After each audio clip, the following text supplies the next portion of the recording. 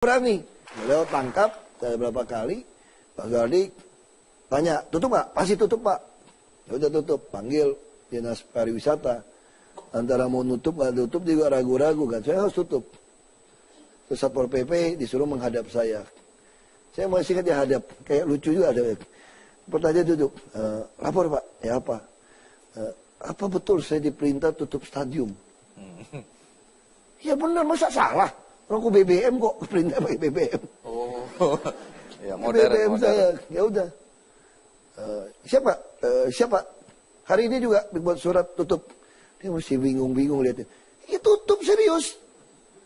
Mungkin dalam hati pikir, wah ini bos ini kagak ngerti stadium itu apa kan. Iya, saya juga menduga begitu. Memang aku juga gak ngerti. Oh, nggak ngerti.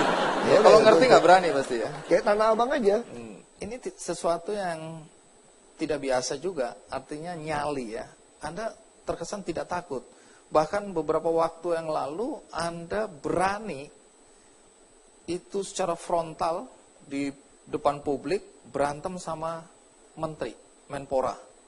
Kalau dalam hierarki kan level Anda di bawah. Kenapa nggak takut Anda ini? Bukan soal takut nggak takut gitu loh. Kalau kamu nyeleneh ngaco ya kita sikat aja. Oh bener ya kok baik-baik aja gitu loh. Oke, keberanian Anda saya tujukan. Tapi etikanya kan nggak pantas. Anda kan levelnya level bawah, berani sama level yang lebih tinggi. Enggak tergantung. Kita lihat aja survei komentar orang. Lebih dukung apa enggak. Kan jadi presiden cuma 50+1. Gubernur juga 50%+1. Artinya? Kok yang lebih dukungnya 60-80% ya terusin aja. Anda belagu ya. Baru tahu. Bukan rahasia bahwa banyak oknum pejabat di DKI yang menjadi backing dari kegiatan-kegiatan prostitusi, judi di DKI. Nah, seberapa kuatnya Anda menghadapi anak buah Anda yang menjadi backing-backing semacam ini? Ya pertama kita mesti koreksi. Tidak semua PNS DKI itu buruk. Saya berani menjamin di atas 60% itu baik. Bukti kalau saya mana mungkin bisa bekerja kalau tanpa didukung dari PNS di DKI. Nah sama saya bongkaran Tanah Abang. Sekarang udah beres kita, bersihkan. Bongkaran Tanah Abang kan terkenal itu.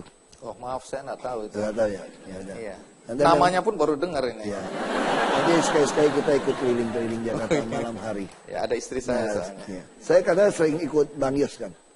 Jadi banyak sekali dari DKI ini baik, bagus.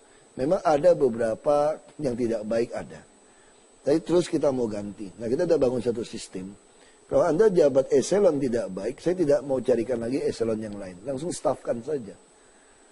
Dan tunjangan juga kita sudah berikan tunjangan kendaraan itu bisa pilih mobil atau motor atau mentahnya itu sampai eselon 4. Kita juga menciptakan tunjangan kinerja daerah yang baru. Jadi kita ingin nanti PNS di DKI itu penghasilannya itu di atas penghasilan swasta.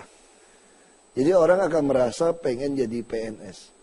Nah sekarang PNS DKI baru masuk saya sudah bisa dapat 6 jutaan. Nah kalau Anda nggak beres, kita mau sikat. Nah saya lagi mau bikin yang pelayanan terpadu satu pintu bisa bawa pulang kira-kira di atas 10 juta atau 12 juta. Tapi Anda harus melayani rakyat dengan baik. Nah kalau Anda tidak baik, saya akan pecat. Anda kejam ini ya, nggak memikirkan bahwa dia punya keluarga. Termasuk ketika Anda menutup tempat hiburan tadi. Banyak orang juga melihat dari sisi yang lain. Bukankah banyak karyawan di tempat itu yang akhirnya nganggur? Ya, makanya itu pertanyaan sama ketika penggiat hak asasi manusia perkotaan tanya kepada saya, bagaimana pandangan Anda tentang hak asasi manusia? Nah, saya jawab begini.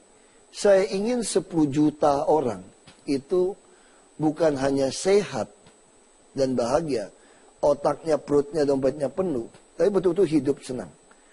Tapi kalau ada 1000 orang yang saya katakan, jangan membahayakan 10 juta orang, tapi dia terus membahayakan, saya akan bunuh di tempat Anda. Sama seperti ketika saya memindahkan orang dari Waduk Pluit, saya dianggap melanggar hak asasi manusia orang tinggal di satu tempat. Saya katakan, tahu nggak Anda, itu bendungan di Waduk Pluit, air laut itu 2,8 meter di atas muka laut. Dengan begitu tipis, begitu bocor, airnya udah di atas permukaan. Kalau pasang begitu tinggi dan roboh, 15.000 sampai 17.000 orang kan mati di Waduk Pluit. Apakah itu tidak melanggar hak asasi mereka mati? Nah, saya pindahkan mereka ke tempat lain lebih baik, masa melanggar HAM? Nah, sekarang juga sama. Makanya pemerintah diberi hak menyandang senjata untuk menegakkan keadilan. Untuk supaya tidak ada orang mengambil hak orang lain. Jadi bukan berarti saya kejam ketika saya menghukum mati orang. Nah, itu yang harus sisi mana. Tentu saya sekali lagi, saya tidak ingin siapapun dihukum. Sama seperti sekarang, anak-anak tawuran sekolah. Saya sudah perintahkan kepada dinas, tidak naik kelas. Seluruh tawuran tidak naik kelas. Masih ngotot, keluarkan. Kenapa? Kalau tidak digitukan dia nggak sadar. Dia bukan soal tidak naik kelasnya. Yang paling penting bukan Anda punya ijazah berapa. Yang paling penting itu karakter Anda benar nggak? Untuk apa Anda punya profesor doktor? Harus paham gitu loh. Ya, dengan gaya Anda yang seperti sekarang ini, apakah Anda sering mendapat ancaman? Ya dulu ada ya. Kalau sekarang udah nggak ada?